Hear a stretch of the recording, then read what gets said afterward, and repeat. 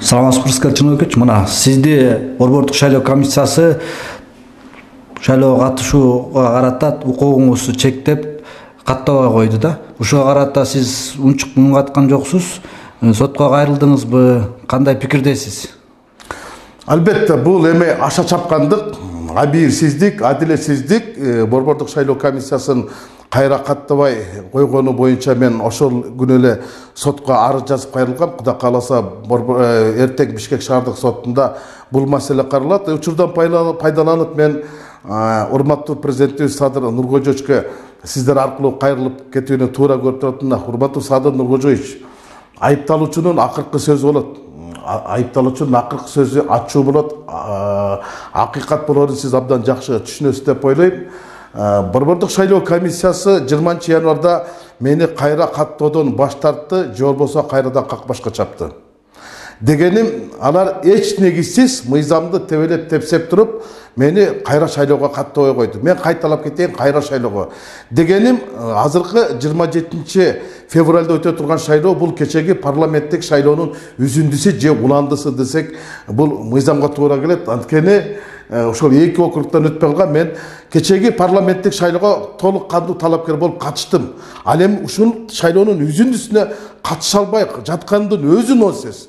Бул жерден БШК өтө эле өз ыйгар муктарын аша чабып кетти деп ойлойм. Эми мен сизге аргументтеп айтып берейин, эмне үчүн кайра каттабай коюшту, эмне үчүн кайра катташы керек эле деп. Анткени баш мыйзамдын кепилдиги сиз өзүңүзсүз да. Бул иш боюнча, диплом чыры боюнча 4 жылдан бери мага айып тагышкан жок, айып дагы табышкан жок.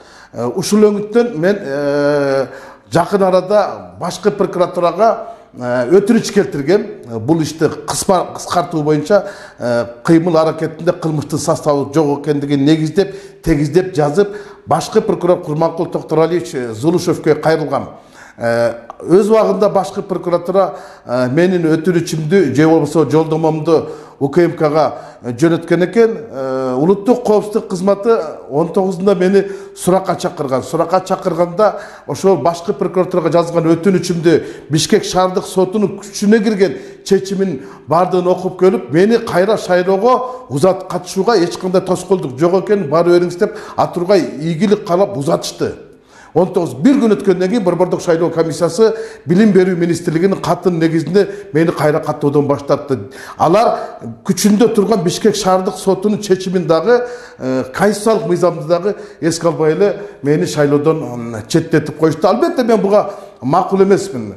Менин депутаттык мандатым болбосо 29 декабрда күчүн жоготту.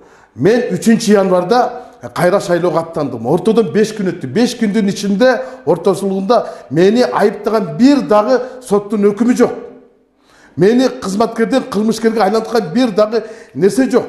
Менин талапкерлик макамым 15 декабрда аягына чыгып атат. Мен кайра шайлоого кайтышууга ниетимди билдирип, 3 январда Борбордук шайлоо комиссиясы өзүм арыз жазганда арызымды кабыл алды. Аз өтпөй менин ыйгарым укуктуу өкүлүмдү каттап салды. Ага көйлүк берди. Андан кийин каржы боюнча өкүлүмдү каттап, ага да көйлүк берип, толук кандуу шайлоого катышууга мага өздөрү шыкак берди, өздөрү дем берди. Атургай банктан эсеп аштырып, 100 000 сом күрөө акчамды да салдырды. Анан акыркы күнү, акыркы саатта эле кайдан эле кара түккө сүзө койду, мен билбейт экенмин, мени кайра каттоодон баш тартты. Анда эмне үчүн менин документтердин бардыгын кабыл алды? Болбосо айтып деле койсо болот эле да.